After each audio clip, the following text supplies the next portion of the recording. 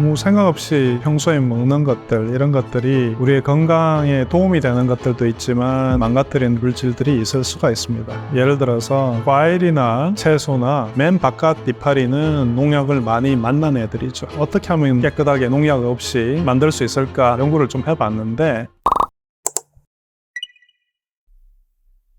텃밭을 일굴 때 농약을 안 쓰잖아요. 쓰는 분도 계시겠지만은 먹는 음식에 농약을 치는 사람은 거의 없을 겁니다. 그러니까 농약이 없다는 점에서는 플러스. 그런데 텃밭을 교통량이 아주 많은 곳에 텃밭을 일구는 것은 별로 권장드리고 싶지가 않습니다. 매연에는 폴리 아로마틱 하이드로카본이라고 부르는 PAH가 많이 있을 수가 있어요. 그래서 이런 거름이 공장에서 나오는 매연, 그리고 이제 자동차 배기가스에서 나오는 이 PAH, 이런 것들이 텃밭에서 가꾸는 들깨 같은데 표면에 들러붙게 되면은 내가 농약 안 치고 길렀더니 채소에 이파리에 PAH가 있다면 그거는 더 끔찍한 일이죠. 그러니까 텃밭을 일굴 때는 공해나 매연의 요소로부터 멀리 떨어진 곳에서 하는 것이 좋겠습니다. 미국에 있는 과학자들이 과일과 채소를 어떻게 하면 깨끗하게 농약 없이 만들 수 있을까, 그런 연구를 좀 해봤는데, 식초 10%, 우리가 마트에서 살 수 있는 식초 원액이에요. 또 베이킹 소다를 10% 정도 맞춰서 과일을 두고, 또 락스 같은 거, 또 물, 이런 것에 20분씩 담궈봤는데, 해보니 식초가 가장 많이 농약을 제거할 수 있었고, 그 다음에 베이킹 소다, 그 다음에 락스나 물, 이런 정도인데, 농약이 어디에 있을까? 맨 바깥쪽 부분에 있을 겁니다. 그러니까 마트에서 파는 식초를 그대로 쓰고 거기에 사과 같은 과일을 담아 놓고 그 다음에 고무장갑 같은 걸 낀 다음에 표면을 스펀지로 세게 문질러서 닦아내는 거죠. 그러고는 이제 한 20분 정도 두는 거예요. 과일 세척제라고 팔 겁니다. 근데 제가 식초나 베이킹소다 이런 얘기를 드렸지만은, 그런 세정제를 쓴다고 해도 농약이 그렇게 빨리 없어지지가 않을 거예요. 그러니까 그런 세정제를 쓰면서 표면을 닦아주는 효과 정도로 생각을 하셔야지, 그게 모든 농약을 다 한 번에 다 제거한다 그렇게 생각하시면 안 될 것 같고요. 그리고 실제 과일이나 채소나, 그러니까 이파리 채소 같은 경우에 맨 바깥 이파리는 농약을 많이 만난 애들이죠. 뜯어내고 드시는 게 좋겠죠. 그리고 과일이 멍이 든 부분이 있습니다. 요즘 그 사과 농사가 잘 되지 않아서 낙과를 파는 경우도 많았었는데, 실제는 이 멍이 들게 되면은 멍을 통해서 바깥쪽에서 이제 세균이 침투할 수가 있습니다. 그래서 실제 겉보기에는 괜찮아 보이는 사과지만 아주 속까지 세균이 침투해 있는 경우도 있으니까, 그런 과일의 상태, 흠이 어느 정도 있는지, 그리고 그 흠이 생긴 지 얼마나 지났는지, 이런 것들을 살펴보는 것이 건강하게 과일을 섭취하는 좋은 방법이 될 수가 있습니다. 많은 분들이 락스가 세척을 위해서 있다라고 생각을 하는데, 락스는 세척용은 아닙니다. 락스는 세균을 죽이는 살균제 역할을 하는 것이에요. 그래서 락스나 과산화 수소나 이런 것들은 살균하는 데 쓰는 것이다 라는 생각을 하시면 좋을 것 같아요. 그래서 절대로 락스로 농약을 씻어낸다 이런 생각은 안 하시는 게 맞습니다. 우리가 음식 보관 용기로 쓰는 그런 플라스틱들이 여러 가지 종류가 있는데, 가열을 하면 안 되는 그런 플라스틱도 있고요. 가열을 해도 괜찮은 플라스틱이 있는데, 그런 것도 구분을 좀 할 필요가 있습니다. 환경 호르몬 요즘 많이 말씀 들으셨죠? 근데 이 환경 호르몬 중에 유명한 것들이 BPA, 그리고 프탈레이트, 이런 것들이 환경 호르몬으로 작용을 할 수가 있는데, 우리 몸속에 들어오게 되면은 호르몬이 아닌데 호르몬의 흉내를 내기 때문에 우리 몸의 내분비계가 혼동을 겪게 되고 몸이 아플 수가 있는 건데요. 근데 이제 우리가 생수통으로 쓰는 폴리카보네이트는 만들기 위해서는 비스페놀 A라는 물질이 원료 물질로 쓰입니다. 그러니까 모든 비스페놀 A가 플라스틱 통을 만드는데 다 쓰였다면 괜찮습니다. 하지만 소량이라도 반응하지 않은 비스페놀 A가 플라스틱 속에 갇혀 있다고 한다면은 그것이 물 속으로 녹아 나올 수도 있겠죠. 그리고 이제 PVC라고 하는 파이프에 많이 쓰이죠. 또 아이들 장난감에도 쓰기도 하는데, 역시 그 프탈레이트라는 플라스틱을 성형할 때 말랑말랑하게 만들어서 모양을 만드는데, 그런 성형을 할 때 쓰는 물질이 있습니다. 그것 역시 이제 환경 호르몬이거든요. 그리고 스티로폴의 경우에는 원료가 스타이린이라는 유기 분자예요.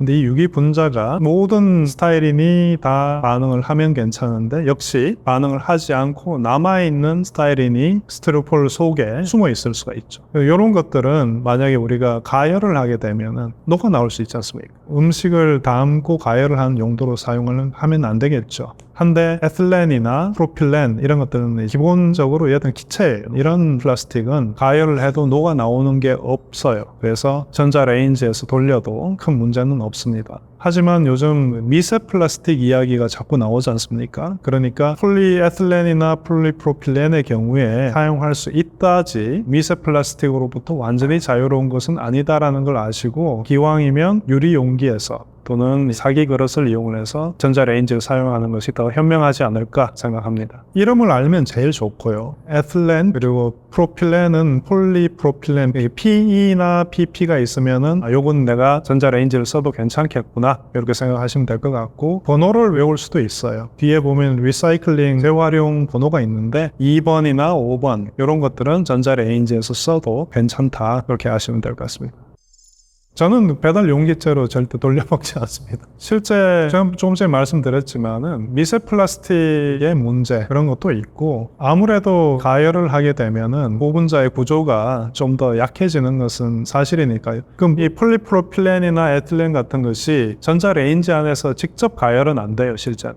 하지만 옆에 물이 있고 그 물 분자가 가열이 되는데 뜨거운 게 옆에 있으니까 자연스럽게 약간은 흐물흐물해지거든요. 그럴 때 그 표면에 약하게 달라붙어 있던 미세 플라스틱 형태의 것들이 같이 딸려 들어올 수가 있겠죠. 그래서 되도록이면 용기째로 먹는 것도 그다지 좋은 생각은 아닐 것 같고요. 덜어서 먹는 게 좋을 것 같습니다. 그리고 전자레인지에는 가급적이면 플라스틱을 돌리지 않는 것이 좋겠다. 플라스틱이 아니라고 생각했는데 플라스틱인 경우도 있습니다. 예를 들어서 콜라 캔 그리고 참치 캔 이런 것들을 보면은 금속 말고 플라스틱 코팅이 되어 있는 걸 보이죠. 콜라 캔도 실은 속에 플라스틱 코팅을 해놨어요. 그래서 생수통에 사용하는 폴리카보네이트라는 고분자를 알루미늄 캔 안에 코팅을 해놓은 거거든요. 그래서 이것이 건강에 나쁜 영향을 끼친다라고 확신은 할 수가 없고 또 안 끼친다라고 확신도 할 수 없는 그런 상황인데 어쨌든 캔 속에 코팅 때문에 녹아 나오고 있을 수도 있다 정도는 생각을 해야 된다는 얘기입니다.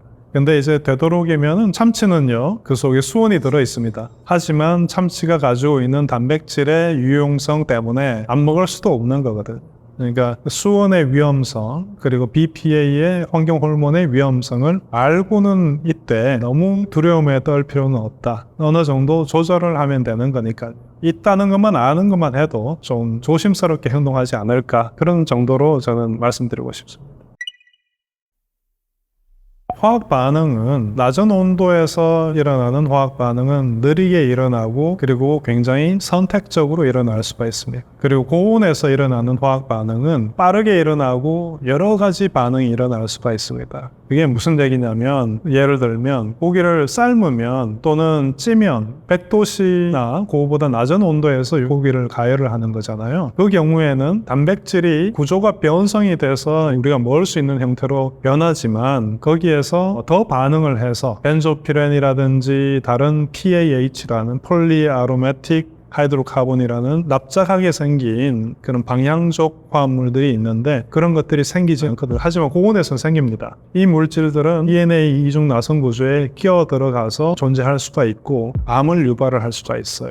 그러니까 낮은 온도에서 가열을 하는 것은 안전한 요리법이지만 고온에서 가열을 하는 것은 위험한 요리법이다. 또 기름도 마찬가지입니다. 우리가 사용하는 이 식용유나 많은 기름들이 불포화 기름들이 많습니다. 고온에서 산소하고 반응을 해서 산소가 끼어 들어갈 수가 있어요. 이걸 이제 우리는 산패라고 그러거든요. 그러니까 고온에서 이런 요리를 하게 되면 기름도 나쁜 기름으로 바뀔 수가 있고 기름을 짜낼 때 사용하는 온도가 너무 높다면 아까 얘기했던 벤조피렌 같은 게 들어올 수도 있으니까 그건 또 나쁜 점. 대기업에서 사용하는 들깨나 참깨나 이런 것들이 농약 안 쓰고 기를 리가 만무하거든요. 물론 뭐 유기농 이런 것을 이야기하는 그런 제품들도 있지만 그런 유기농도 실제 100% 유기농이냐 농약 농약을 전혀 쓰지 않았느냐, 거기에서 자유로운 농장은 그다지 없을 것 같습니다. 또 탄수화물도 마찬가지예요. 탄수화물도 고온에서 암을 유발하는 그런 물질을 만들어낼 수가 있거든요.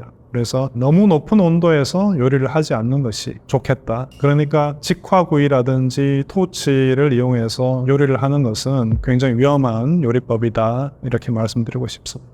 그래서 우리가 튀김 요리 같은 경우에 간혹가다 즐기는 것은 괜찮지만 너무 자주 즐기게 되면 좋지 않은 기름, 당연히 열량도 높지만 좋지 않은 물질들도 함께 섭취하는 것이다 라고 생각하면 될 것입니다. 전을 굉장히 많이 부치고 또 그걸 나눠서 가져가고 집에 가서 그걸 또 다시 요리를 해 먹고 이렇게 하시는데, 전을 한번 자세히 살펴보면 녹두전이든 뭐든 단백질과 지방과 탄수화물과 그리고 습기가 있습니다. 그래서 요리를 해놓고 이걸 상온에 좀 보관하지 않습니까? 다 먹지를 못하니까 또 들고 그걸 집으로 오는 그런 시간도 있고요. 상온에서 보관되는 동안에 이 환경은 세균이 아주 잘 자랄 수 있는 그런 환경이 됩니다. 특히나 보톨리늄 균이라는 것이 있는데 상한 고기나 이런 데서 생기는 균인데요. 이런 균이 면 속에서 생긴다고 생각을 하시면 되는데, 시간이 지나면요, 거기에서 뭐가 나오냐면 우리 보톡스 맞잖아요. 보톡스에 쓰는 그 독이 그 균이 만들어내는 거예요. 그래서 보톡스 균이 나오고 그것을 이제 전 속에 생겨 있다라고 생각을 하시면 될 것 같고요. 그러니까 상온에 오래 보관하는 것은 결국 건강하자는 게 아니라 죽자는 얘기죠. 그리고 빨리 먹어야 돼요. 그 다음에 이것을 또 재가열을 하게 되면 기름 속에는 아까 불포화 지방이 있다고 했잖아요. 이런 것들이 역시 산패가 될 수가 있고, 그러면서 좋지 않은 기름의 성분이 더 많아지고 또 식중독균이 생길 가능성도 높아지니까 빨리빨리 먹고 해치우는 게 좋겠습니다. 조금만 해서 딱 그때 먹을 정도만 해서 드시는 게 가장 좋지 않을까 생각합니다. 트랜스 지방이라는 것은 원래는 어떻게 생기는 거냐면, 지방에는 이제 시스 지방이라는 게 있어요. 지방은 탄소 체인이 있는데 거기에 이중 결합이 있습니다.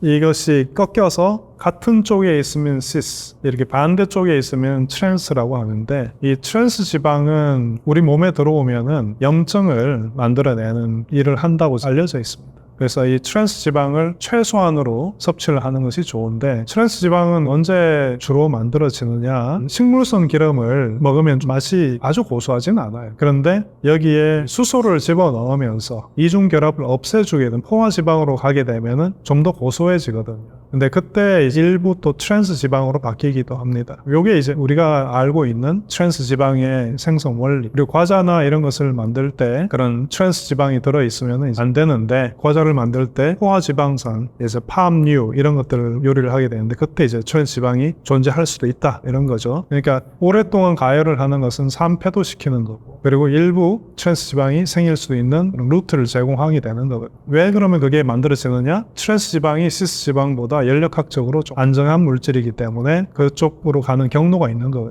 그래서 재가열을 하는 것은 여러 가지 이유 때문에 좋지 않다, 그렇게 말씀드리고 싶습니다. 실제 우리 몸을 한번 보면은 우리 몸에 화합물이 아닌 것이 없습니다. 지구 어디를 쳐다봐도 모두 다 화합물로 뒤덮여 있거든요.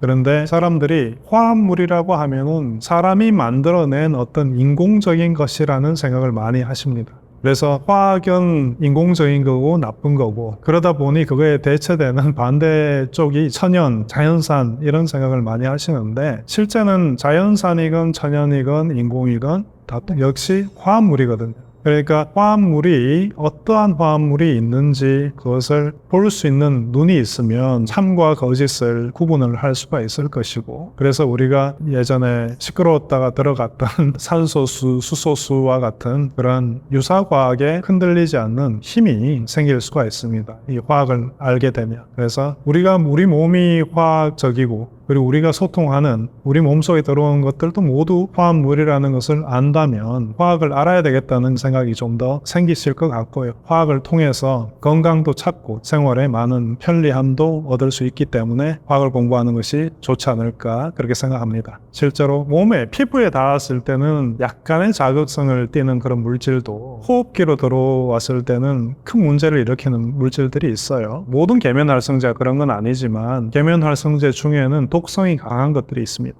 근데 이런 거를 스프레이를 했을 때 호흡기로 들어오게 되겠죠. 가습기는 세제로 쓰이는 물질들을 전기를 만들었다라고 한다면은 이런 물질들이 에어로졸 상태로 이제 날아다니는 거잖아요. 호흡기로 그대로 들어오는 거거든요. 그럼 폐에 있는 세포와 직접 맞닿으니까 세포를 죽일 수가 있는 거예요. 염증 반응도 일으킬 수가 있고. 그래서 이제 우리가 아무 생각 없이 만지는 것들, 평소에 먹는 것들, 이런 것들이 우리의 건강에 도움이 되는 것들도 있지만 우리를 알게 모르게 망가뜨리는 그런 물질들이 있을 수가 있습니다. 근데 이런 것들의 위험성을 또는 유용성을 알고 행동을 한다면 건강을 지키는 데 도움이 될 수 있을 텐데, 간혹 가다가 고기를 구워 먹거나 바베큐를 하거나 소세지를 구워 먹거나 이런 것들은 큰 문제는 되지 않겠죠. 하지만 아주 자주 이런 음식들을 섭취를 하게 되면 자연스럽게 그 속에 들어있는 안 좋은 성분들도 섭취를 할 수 있을 거예요. 예를 들어서 벤조피렌 같은 고온에서 고기를 가열을 했을 때 만들어지는 물질, 이런 것들을 우리가 섭취를 하게 되면 DNA 구조를 불안정하게 만들어요.